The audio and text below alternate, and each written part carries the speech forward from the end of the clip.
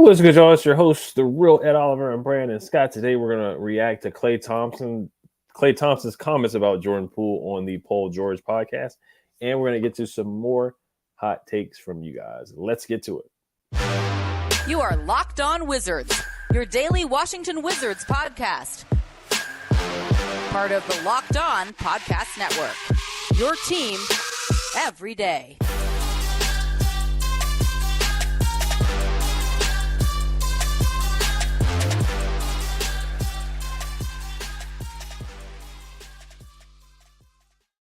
So I want to thank you guys for making Locked On Wizards your first listen every day. We are free and available wherever you get podcasts. So today we're going to talk about Klay Thompson's great comments about Jordan Poole on the Paul George podcast, which is called Podcast P. And we're going to get to some more hot takes from you guys. So I'm just going to read the quote that Klay Thompson had to say about Jordan Poole. There was a video with Jordan Poole and Klay Thompson and Steph Curry working out a couple weeks ago. I did see that. So Klay Thompson talked about the Chris Paul trade. He says, so, quote, to be able to play with somebody like Chris Paul is an honor, but obviously it hurts to see Jordan Poole go. Thompson said on a recent podcast, that's the nature of the beast. That is the business. Jordan Poole was homegrown. I saw him put the work in. I saw him go 2 for 15 in a game, but then he would be in the dungeon, which we call our practice facility because there's no windows, getting shots up right after the game. And that reminded me of my younger self. I would have a terrible shooting night in Oakland at Oracle. I would drive to the practice facility in downtown Oakland. I would do the same thing my second year. And then Klay goes on to say, to see JP Jordan Poole follow that same footing, I'm like, man, this kid's going to be special, and we wouldn't have won the 2022 championship without him. He was so important to us when Steph went down, and we played that series against Denver. So Jordan is forever going to be cherished in the Warriors' lore just for what he did, and I know he's going to do great things in Washington, and it felt good seeing him last week. It was weird seeing him in some Wizards gear, but that's like Steph and I's little bro. He's going to flourish out there. I'm happy for him. And then lastly, Klay goes on to say that he's definitely got all-star potential. You saw it when he made that finals run. He averaged 18 points shooting 50, 40, 90. That's hard to do. That's impressive. The playoffs too. So I'm excited to see him and Kyle Kuzma. Those are going to be the swaggiest buckets ever. I'm excited for him. Washington got a good one. Future all-star for sure. So what were your thoughts about Klay Thompson's comments on Jordan Poole? Yo, that's high marks, man, coming from Klay Thompson and the comments from Stephen Curry, man. Those are comments from two guys who are going to be Hall of Famers in this league, man. It says a lot. It says a lot that, you know, his stock was down a little bit because of the whole Draymond Green issues and all that. But, you know, it's big when you hear those comments from Klay and Steph about his potential, because I agree. I think he's all-star potential. I think he is definitely part of the foundation of building this team into a contending club. I don't think he could be an asset, but I personally would love to see him here long-term in DC because, I mean, he hasn't hit his prime yet. I mean, he's going to cure all the ailments we had last year. He's going to push the pace. Now, obviously, we both think that Tyus is going to be the point guard up to the deadline, and I do see him getting flipped. But when he finally takes the helm as the point guard of the Washington Wizards, I think he's going to push the pace, man. He's going to take a lot of attention, you know, from the defenses, man, and it's going to open up for shooters such as Kyle Kuzma, Corey Kispert, and, you know, Denny Avdia. I think that a lot of his success goes off of, you know, Jordan Poole. I think he's going to make a lot of people around him better. You know, he can pass. He has good vision. You know, efficiency, you know, he's got to dial it down a little bit, you know, the shooting. But once he becomes a more efficient player, he is definitely an all-star level guy, man. I think he's definitely, you know, down the road in all NBA talent. That's just my opinion. But I think he definitely is a player that he can cement himself as a in the pantheon as far as Washington Wizards. That's how much I like Jordan Poole, and that's how much I think he's going to flourish here, man, because, you know, he finally gets to have kind of a team to himself. Now, I get he's kind of sharing leadership with Kyle Kuzma, but eventually he's going to be that guy. I think he definitely is a point guard of the future here in DC, and I think the sky's the limit. You know, like you said, he hasn't even hit his prime yet, and he's already playing at a high level. So I'll be very surprised if he doesn't make an all-star team this year or next year. You know, I think he definitely is an all-star talent, and I think that when we build his team into a contender, he definitely needs to be part of the foundation. So I completely agree with Klay. Like I said, again, you know, you always got to look at the source. You know, you look at the comments, the two individuals is coming from, you know, Klay Thompson and Stephen Curry. Those are high marks. That says a lot. It really does. You know, because everybody was down on him because of Draymond, but look, it seems like Draymond's got an issue with everybody. So you can't take too much away from, you know, how Draymond feels. But Klay Thompson and Stephen Curry, man, those are high marks because those guys, like I said, are Hall of Fame players. So I think the sky is the limit for Jordan Poole. I think he's going to come in. I think he's going to be an all-star player. He's going to be special here in DC. Yeah, he certainly can. He's gonna get a lot of shots up. He's gonna have the greenest of green lights, and I love what Klay said about him working in the dungeon, going after games where he had a bad game, shooting 2 for 15, getting shots up. It just shows his work ethic. We had Cyrus Satsas, I'm probably mispronouncing his last name, coming from Locked On Warriors, and talking about his work ethic and how hard Jordan Poole worked to get to this point. He was the 28th pick of the draft. Had a tough rookie season, but he got better and better. Went to the G League team, developed there, and got better and better. Learned under staff, got better handles, got a better shot. So I think the potential is still there for him to get even better. How old is he? 24, 25? I got to look that up to make sure. But 24. 24. So he's still young. We did see some times where he, went back and forth, of course, with Draymond, Klay, and staff, and some coaches on the sideline. But I think here he's gonna get as many shots as possible, and he's gonna show how good of a passer he is. Like you said, he's a great passer. No look passes, behind the back passes, getting to the rim, floaters. He gets to the free throw line a lot. He gets to the teeth of the defense a lot.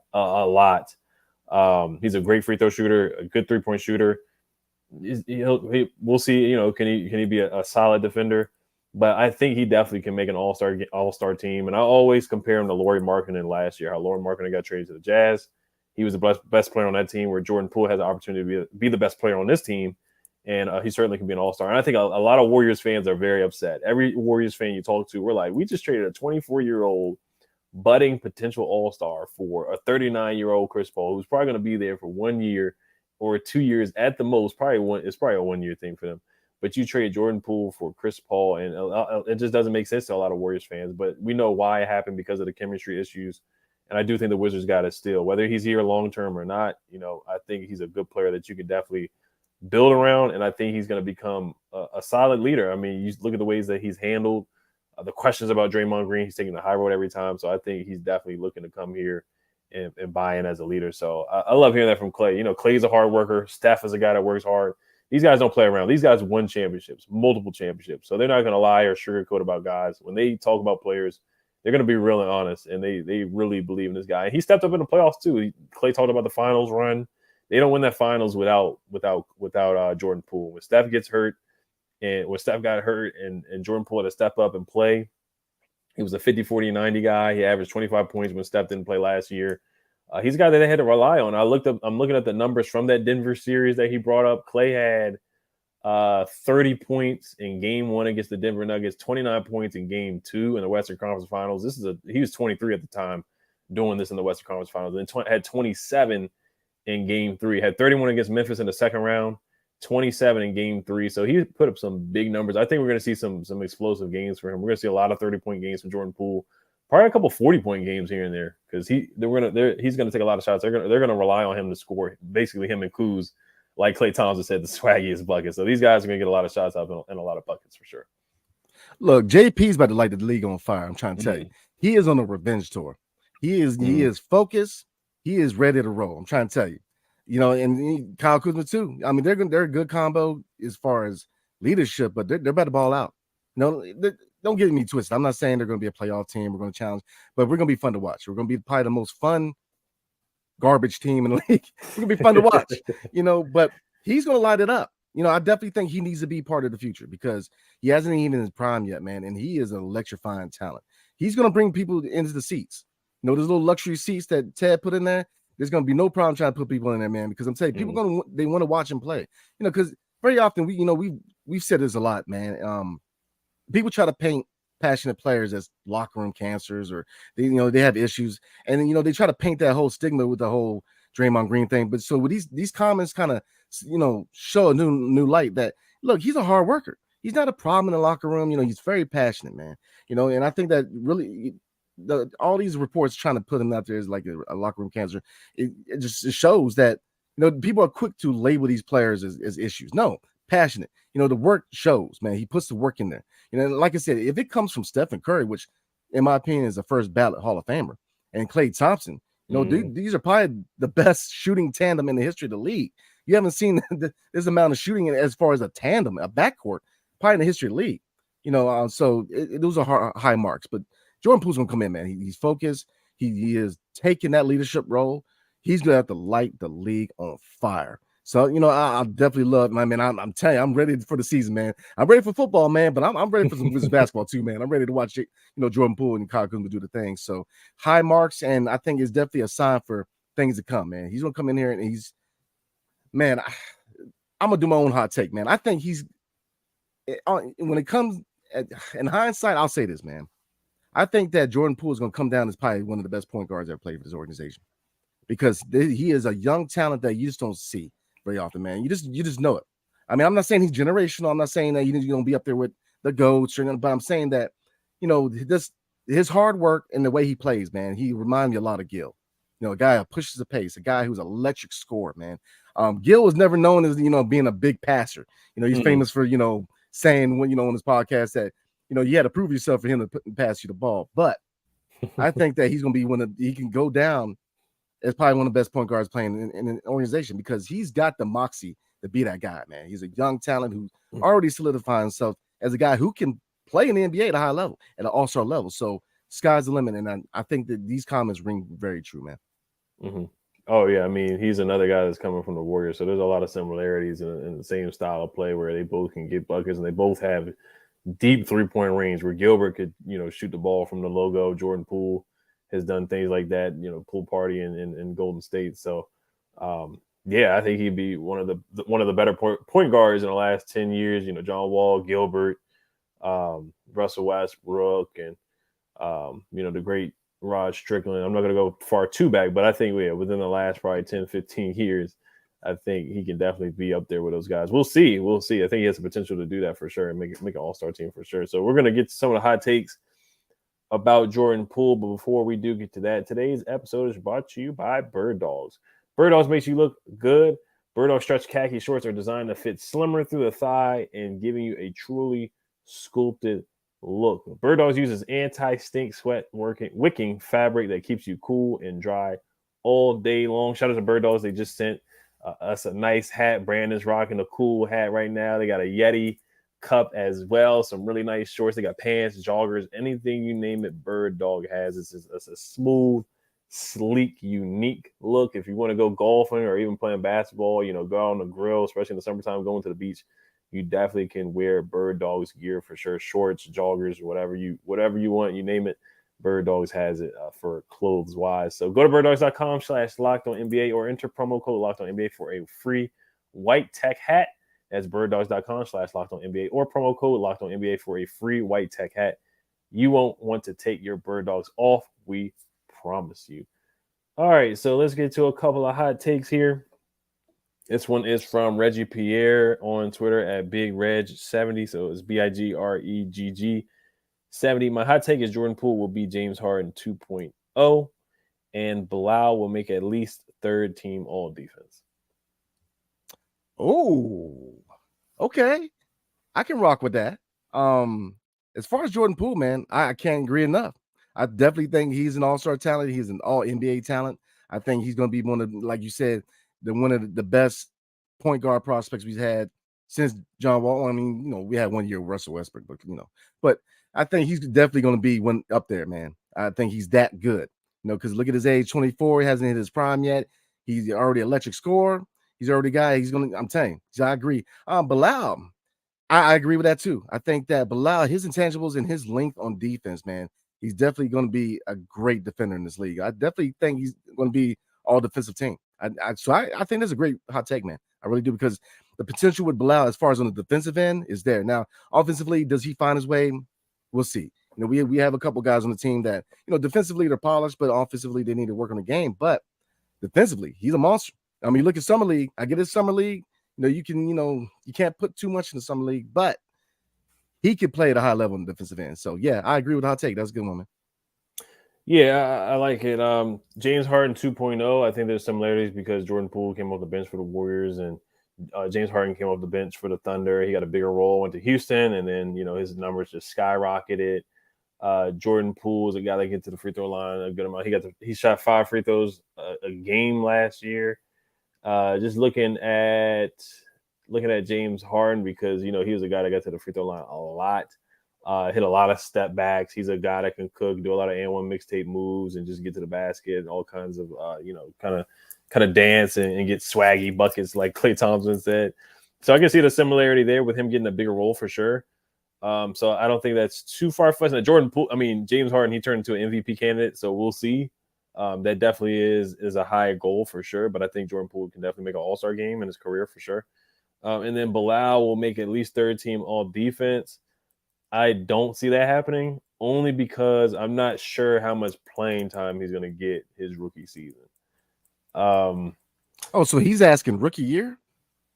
I don't know if he actually, yeah, you know what? We talk to Reg all the time, Reggie Pierre. So I don't know if that's just rookie year or in his career. Okay, so since you're saying career, I'll go with career too. I think I think there's definitely opportunity for him to do that.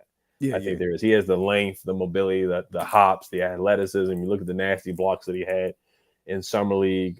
He at least every game he had a highlight block. He's a guy that can get down the stands. He can pick up full court. Even in his high school years, he was guarding Bronny James full court. He was giving LeBron James son a hard time. I'm happy Bronny James is doing okay health wise, by the way. But yeah, Bilal, I think he certainly has the tools to do that. He has the length. He's getting taller. He's gonna keep growing and getting taller, getting stronger. So I think he's a guy that can definitely guard two guards. He can guard threes and guard fours. Not sure about centers just yet, and point guards just yet. But I think he can guard some point guards from time to time. Kind of like how Denny guards 1 through 4. You see Denny out there guard point guards sometimes, guarding shooting guards and small forwards. So I think Bilal is definitely gonna be disruptive and get a lot of steals, deflections. He was already doing that in the summer league, so I think he can translate.